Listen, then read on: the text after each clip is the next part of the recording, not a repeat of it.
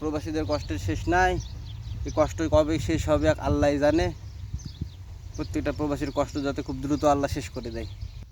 আমার মতো প্রবাসীদের কষ্টের শেষ নাই। আমার পিছনে যে গাছগুলো দেখতে পাচ্ছেন এগুলো হচ্ছে বামিয়ার গাছ।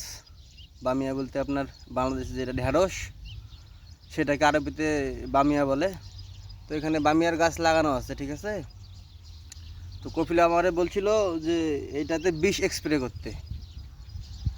তো আমি বৈকালবেলা অন্য একটা কাজ করছিলাম, তো একটু দেরি হয়েছে। তো দেরি হওয়াতে কত রকমের যে কথা শোনাইল রে ভাই, কত রকম বাজে কথা, কত রকম গালিগালাজ। এর জন্যই বলি যে প্রবাসীদের কষ্টের শেষ নাই। থাকার কষ্ট, খাওয়ার কষ্ট, চলাফেরার কষ্ট, পরিবার ছাইরা এসে বিদেশ করা, এইটা একটা কষ্ট, কষ্টের শেষ নাই। এ রোদে পড়ে কাজ করতেছে, এইটা একটা কষ্ট।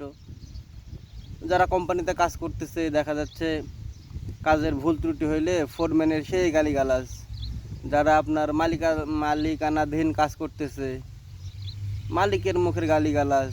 এদিকে তো কষ্ট আছেই আছে, এর উপরে আবার এই গালিগালাজ। বিষটা দিতে বলছে আমারে, ঠিক আছে আমি তো দিব, তুই দেখতি আর আধা ঘন্টা 1 ঘন্টা যে আমি দিতেছি কি না। কিন্তু না, ওনার সহ্য হয় না, বুঝছেন।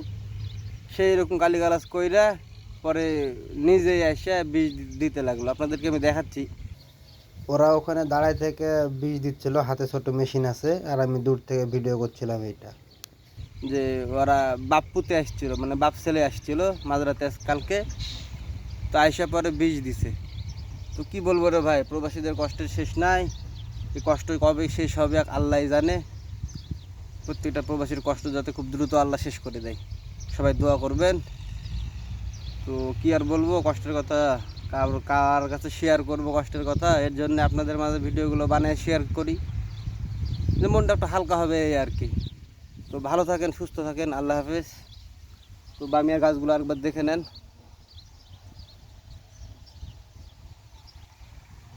তো ভালো থাকেন, সুস্থ থাকেন, আল্লাহ হাফেজ।